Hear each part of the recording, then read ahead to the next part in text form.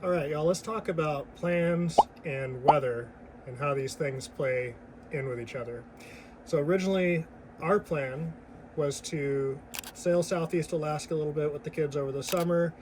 They'd go back to school, and then Kendra and I wanted to just jump offshore and make a straight run down to San Francisco on our way to Mexico, where we want to be sometime this next summer. Instead, it wound up taking us quite a bit longer to get the enclosure and Dodger project done. So we wound up stuck in Alaska well past August. It's now October 18th today. And instead, we're going to wind up doing short runs down the Inside Passage because the weather windows are just simply not long enough to get favorable conditions for a trip that lasts, 14 days all the way to San Francisco. So let me show you how I look at what we're going to do on each hop. We're currently here in Ketchikan, as I mentioned. We're riding out this storm that's been coming through, and I'm just planning out our next hop, which is about a 15-hour run to Prince Rupert. I think we have a good window for that, so as I'm fast forwarding here into tonight, you can see that this space, I'll go ahead and zoom in a bit so you can see Dixon Entrance, which is what we're going to be passing through. So we're going from Ketchikan down to Prince Rupert here, and we want to see ideally these breezes right now, that's 15 knots against us, get that stuff to kind of diminish and drop down and maybe even change direction to where we can possibly even sail with it a bit. So I see a good window of about 24 hours, where if we look at, we're going into Saturday night, the low passes through, the winds even change direction here, so you can see they're now coming from the north, what little tiny wind there is, and this is getting into Sunday morning, and then even all the way into Sunday afternoon, which is when we would be into Prince Rupert, we see very light conditions. And then Sunday evening, I'll zoom out a bit here just to show you what happens next.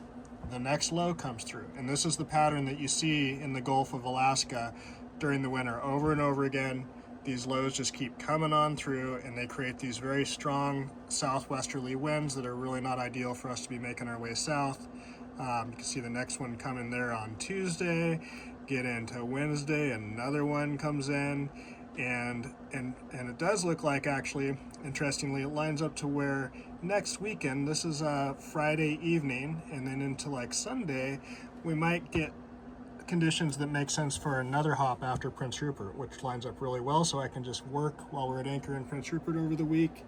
We'll wait for that low to pass through. We got a little bit of a gap between them, and then see if we can make a couple day run further south, maybe get all the way past the Kate Strait, closer to Shearwater, or maybe even further than that during that next window. So that's the fun of looking for small weather windows to get through as you're passing down the Inside Passage and past the Gulf of Alaska. Good morning from Ketchikan. It's just about 2 a.m. We're making an early start out of here to get to Prince Rupert today. It's going to be a 14 or 15 hour run if everything goes well, and so got to get started before the sun comes up in order to settle into an anchorage and be all checked into Canada before the sun goes back down. Just brought our last load of garbage up. We've got Genovia's engine warming up here.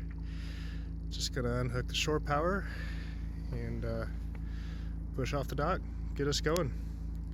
See what Neptune has in store for us today. Should be a good one. It's dead calm out here. Storm that's been coming through this weekend has clearly passed, and already checked the forecast and looking really good. Everything's following through to where it should be a pretty calm day the whole way there. We'll have some swell, of course. We're going across Dixon Entrance. Probably see some maybe 6-foot swell as we cross that, but otherwise I think it's going to be an easygoing day. We'll see.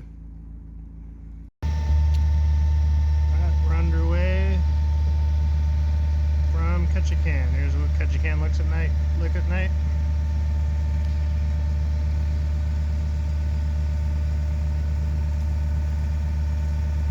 No cruise ships. There's actually activity though.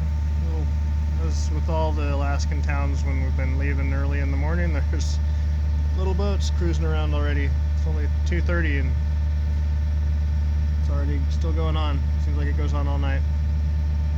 Here we go. So we are approaching another vessel, the motor vessel Columbia, which is the big ferry that runs from I think it's Seattle or Bellingham to a bunch of places in Alaska. I thought I'd just share what it's like as we're approaching oncoming traffic and how we make sure we're passing them safely. So on the screen, open CPN showing our charts. This is us here. You can see the Columbia right there. If I hover over, it'll tell us the name of the boat, how far away it is. Currently 1.5 miles, 1.4 miles. And our CPA, which is the closest point of approach, at the bottom. So you can see that we're going to be passing about a half a mile in 4 minutes. So I can also see that on the radar. And then over here, I keep this screen open on our Cortex radio. It's got the same information, but I can also get a good idea of how we're going to be crossing him. So down here, we're in the center, and then you can see the path of the Columbia, and that we're going to be doing the normal port to port.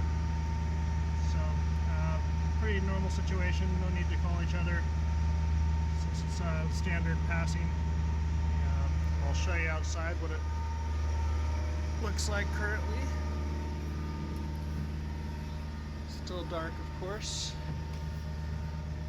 Here, since it is a ferry, they tend to keep a lot of lights on, so you can see them out there. You can see their red port light, but then a whole bunch of just kind of deck lights that run down the side of the boat.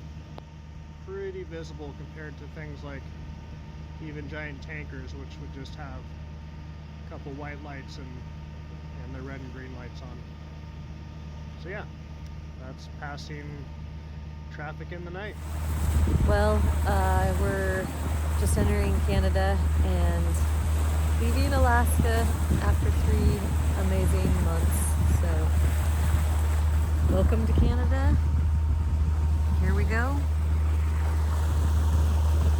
And goodbye to Alaska. So sad. It was awesome while we were there. Gotta be thankful, right? Sometimes it's just hard to say goodbye. Enjoying the new Dodger. This is pretty sweet. I can tuck it all away in the stack back here when we're done with the sail. Yeah. And you got the autopilot to drive the boat?